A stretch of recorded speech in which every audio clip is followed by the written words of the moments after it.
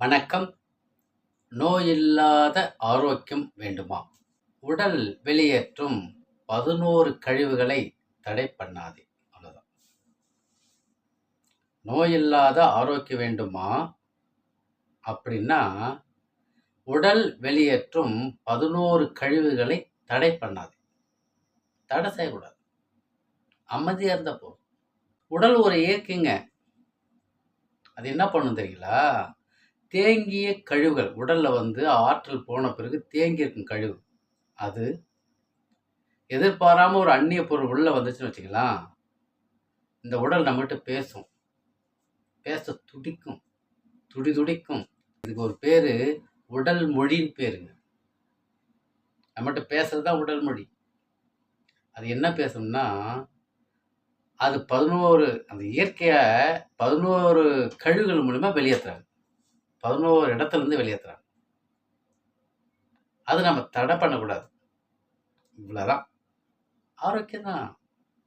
Sugar இருக்கு, BP இருக்கு, cholesterol இருக்கு, கால் வீங்கிருக்கு, கை வீங்கிருக்கு, முட்டி வீங்கிருக்கு, நடக்க முடியல, ஓட முடியல, உட்கார முடியல. இதுக்கு ஒரு பேரு என்னன்னா நோய்கள்னு பேர் வச்சிருக்காங்க. ஒன்றும் இல்லை, கழிவுகள் தேங்கி இருக்குன்னு அர்த்தம். கழிவுகள் சீராக வெளியேறினால் ரத்த ஓட்டம், வெப்ப ஓட்டம், காற்று ஓட்டம் சீராக உடலுக்குள்ள போகும். இந்த கழிவு வெளியேற்ற துடிக்குது இந்த உடம்பு, பேசுது நம்ம கிட்ட. நாம கேட்பதே கிடையாது, நாம கேட்கறதே கிடையாது. இன்று நான் ஓடுற உலகத்துல அதை மறந்துட்டோம். கடைசியில உட்காந்துட்டு வருத்தப்படுறோம். எனக்கு இந்த வலி இருக்குது, அந்த வலி இருக்குது, இந்த நோய் இருக்கு, வருத்தப்பட்டுட்டு இருக்கோம். ஒன்றும் தேவையில்லை. இப்போ கூட நான் சொல்றேன் கேளுங்க. இப்போ சொல்வதை கேளுங்க. இந்த 11 கழிவுகள் முறையா உடல் வெளியேற்றும். அதை நம்ம தடை பண்ணக்கூடாது.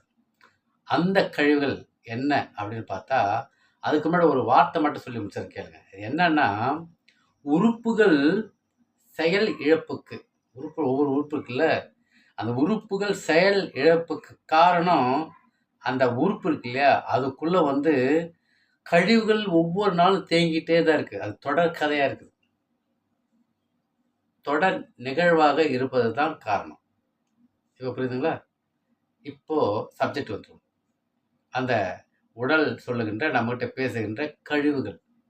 முதல் கழிவு சிறுநீர், மூத்திரம். மூத்திரத்தை அடக்கக்கூடாது. அடக்கிறது தான் தப்பு. அவங்க இண்டிகேட் பண்ணுவாங்க, முறையாக வெளியே போயிடுவாங்க. குறிப்பாக மாலை 3 மணிலிருந்து 5 மணிக்குள்ள ஒரு முறையாவது அந்த சிறுநீரை வெளியேற்றணும். இது நம்ம மனசுல வச்சுக்கணும். சிறுநீர் பாதிப்பே இருக்காது. யூரினரி பிளாடுன்னு ஒன்று இருக்குது, சிறுநீர் பை.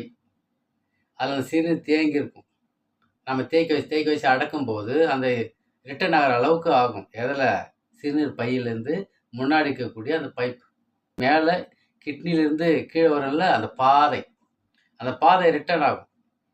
அப்போ அந்த சிறுநீர் ரிட்டர்ன் ஆகக்கூடிய சூழ்நிலை வரும்போது, அழுத்தம் வரும்பொழுது, அது ஏன் நோயாக கருதப்படாது? யூரின் போகும்போது, மூத்திரம் போகும்போது வலின்னு சொல்கிறாங்கல்ல, ஏன் வலிக்காது? எரிச்சல் சொல்கிறான், ஏன் எரிச்சல் வராது? முறையாக வெளியேற்றினா அந்த பாதை சீராக இருக்கும். அதனோட பாதை சீராக இருக்கும்போது அதனுடைய சக்தி ஓட்ட சீராகும், தடைப்படாது. ஒன்றும் கிடையாது. 11 நம்மகிட்ட பேசக்கூடிய இந்த உடல்.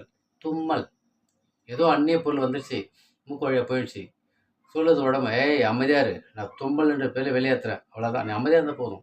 கச்சக் கச்சக்கு 2 3 தும்மல் வரும். சப்போர்ட் பண்ணணும். நம்ம தும்ப மாட்டோம் அப்படின்னு சொல்லிட்டு ரசாயனத்தை போட்டு ஒரு மிதிச்சிடும். அப்போ யோசிக்கும், என்னடா இது, நம்ம தான் வெளியே தேவையற்றது வெளியேற்றுறோமே, இந்த மனுஷன் ஏதோ ரசாயனத்தை போட்டு உள்ளே அழுத்துறாரு. அப்போ உள்ளுக்குள்ளே அது இப்போ அலையும் தானே, அப்போ அது கழிவு சேருது தானே, அப்போ நோய் வருமா வராதா? ரத்தத்தில் கலக்குமா கலக்காதா? கொஞ்சம் புரிஞ்சுக்கணும். இருமல், தொண்டையில் ஏதோ அந்நிய பொருள் வந்து போச்சு. 2 நாள் இருமல் இருக்க போது, 3 நாள் இருக்க போது, 1 மாதம் மட்டும் இருட்டுமே என்ன? இப்போ 1 மாதம் இருமிட்டு போவோம். உள்ளது வெளியேற்றட்டும். தடை கொடுக்கக்கூடாது. மாத்திரை சாப்பிடக்கூடாது, மருந்து சாப்பிடக்கூடாது. தடை கொடுத்தால் மட்டும்தான் அந்த இருமலால் வரக்கூடிய அத்தனை பிரச்சனைகள். வாந்தி, தேவையற்ற ஏதோ ஒன்று போயிடுச்சு உள்ளோ. தேவையற்ற ஒன்றும் போல அள்ளி கொட்டி இருக்கும். ஒரு திருமணத்துக்கு போகிறோம், 21 ஐட்டம் வச்சுட்டாங்க. அப்படி இப்படி கண் திரும்பி பார்த்துட்டு அந்த 21 ஐட்டத்தை ஒரே மிதி உள்ளே போட்டு அழுத்துறோம். அது விதவிதமாக இருக்கும், கலர் கலராக இருக்கும்.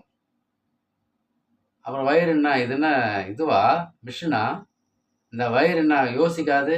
அதுக்கு ப்ரோக்ராமுக்கே கிடையாது, யோசிக்கும். ஏய் என் ப்ரோக்ராம்லே இல்லையா என்ன எத்தனை 21 ஐட்டம் போட்டிருக்க? யோசிக்கவே இல்லையா? அப்பவும் அது ஒரு ஹெல்ப் பண்ணுது. சரி தெரியாமல் போட்டுட்ட, நான் வாந்தின்ற பேரில் வெளியேற்றுறேன் அப்படின்னு சொல்லிட்டு வாந்தின்ற பேரில் வெளியேற்றுவார். நம்ம என்ன செய்கிறோம்? நல்லா ஒரு பாட்டில் நிறையா ரசாயனம் கலந்த ஒரு தண்ணி குடிக்கிறோம். வழி இல்லாமல் பல நோய்கள் உருவாகக்கூடிய சூழ்நிலை உருவாகும். கொட்டாவி கொட்டாவின்றது ரொம்ப முக்கியங்க. இந்த கொட்டாவி உடலுக்கு தேவையான ஆற்றல் இல்லை, உடலுக்கு தேவையான பிராணன் இல்லை. அந்த பிராணனை சரி பண்ணுறது, பேலன்ஸ் பண்ணுது கொட்டாவி. அப்போ தான் வாய் முடும் அப்படின்னு பண்ணுறோம். வாயை விட்டு கொட்டாவி விட்டுடணும். அது சொல்லுது, அது கூட சப்போர்ட் பண்ணணும். உடல் பேசுவதை நாம் கேட்கணும், அப்போ நாம் பேசுறது அந்த உடம்பு கேட்கும். அவ்வளோதான் விஷயம். ஏப்பம் 2 ஏப்பம் இருக்குங்க. சாப்பிட்டுட்டே இருக்கும், லேசாக ஏப்பம் வரும். சொல்லும், ஏய் சின்ன ஏப்பம் சொல்லி சொல்லும். அது இப்போது நிறுத்திக்க நீ சாப்பிட்ற சாப்பாடுன்னு சொல்லிட்டு அளவு. அது பேர் ஆரஞ்சு அலர்ட்னு சொல்கிறாங்க. ஒரு பிடி சோறுனா கூட சாப்பிடக்கூடாது. அப்படியே மீறி சாப்பிட்டோம்னா 2வது முறை ஒரு சவுண்டு ஹோன்னு சவுண்டு வரும். அது ரெட் அலர்ட்னு சொல்கிறாங்க மருத்துவ உலகம். அதுக்கு மேலே சாப்பிட்டோம்னா ஏங்க நோய் வராது? ஜீரணிக்கணும்ல. வயிறு பாவம் தானே அது. அது எவ்வளோ தான் சண்டை போடும் இந்த உணவுக்கிட்ட. தினமும் அள்ளி அள்ளி கொட்டோம்னா சண்டை போட்டு தானே இருக்கும். சரிங்களா? அந்த ஏப்பம் இண்டிகேட் பண்ணுது, போதியா நிறுத்திக்கான்னு சொல்லுது. அவ்வளோதான், வேற ஒன்றும் இல்லை. மலம் அதுக்கு அடுத்தது. மலம் எப்படி அது? தேவையான கழிவுகள் வெளியேற்றுது. 2 நாள் அடைக்க வச்சிடறோம், 3 நாள் அடைக்க வச்சிடறோம். ஏன்னா ரசாயன பொருட்கள் சாப்பிட்டுட்டு இருக்கோம். மலம் எப்படி வெளியேறும்? டைட்டாக வெளிவரும். அப்படியே கட்டியாக ஒரு உருண்டை உருட்டோம்னு அடித்தோம்னா உடம்பே வீணாக போயிடும். அந்த அள்ளிக்கு அடிக்கலாம், அந்த அளவுக்கு டைட்டாக வெளிவரும். அந்த மாதிரி வச்சுருக்கோம் உடம்பு நம்ம. மலம் மலம் கழித்தலை அடக்கவே கூடாது. மலம் கழிச்சிடணும். காலை 5லேருந்து 7 மணிக்குள்ளே. யார் ஒருத்தர் காலை 5லேருந்து 7 மணிக்குள்ளே மலத்தை கழிக்கிறாங்களோ அவங்க உடல் ஆரோக்கியம் சரியா போச்சு. 7:01க்கு மலத்தை கழித்தாலும் அவர் உடல் ஆரோக்கியம் கிடையாது, மலச்சிக்கல் இருக்குன்னு அர்த்தம். 3 நிமிஷத்தில் மலம் கழிச்சிட்டு வெளியே வந்துடும். கண்ணீர், அழுகை அடக்கவே கூடாது. எமோஷன் வருது, ஒரு செகண்ட் தான், அழுதுட்டு போயிடும். என்ன இப்போ அழுத்து ஒரு அழுத்துறோம், அது அப்படியே டிப்ரெஷன் உள்ளே போயிட்டு ஒரு அழுத்தத்தை தந்து மனவேதனை, மன அழுத்தம் தருது. அப்போ மன பிரச்சனை வந்து போதில்ல. அந்த கழிவுகளையும் நம்ம அடக்கக்கூடாது. இன்னும் 3 தான் இருக்குது. அபானவாய், கருவாய், எருவாய்ன்னு பேர். நம்ம மலம் கழிக்கிற இடம் எருவாய். அந்த எருவாயில் வந்து ஒரு மாதிரியான கேஸ் வெளியே வரும். அதை அடக்கவே கூடாது. ரிட்டர்ன் பண்ணிட்டோம்னா பெருகுடல், மலக்குடல் 2 குடலும் வந்து ஒரு காலகட்டத்தில் புண்கள் உருவாகும். அது பின்னாடி பெரிய பிரச்சனை கொண்டு வரும். எனவே அந்த அபானவை அடக்கக்கூடாது. மூச்சு காற்று, மூச்சு காற்று வந்து அடக்கவே கூடாது. எப்பவும் அடக்கக்கூடாது. ஒரு நிமிஷத்துக்கு மேலே அடக்கவே கூடாதுங்க.